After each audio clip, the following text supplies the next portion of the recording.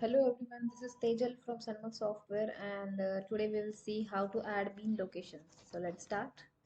Just click on inventory module, then just select bean locations, go to four dots and select add bean and just add description of that bean. I have added AA05 and select warehouse, then select bean type of that bean,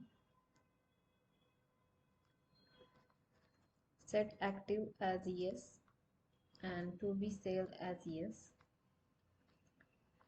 and just save it. Your bean location will be created and you can easily view edit and delete that entry through these actions, and you can also print through this action. You can quick search your bean locations through this quick search filters and refresh the search data through this refresh button. So that's how you can add bean locations.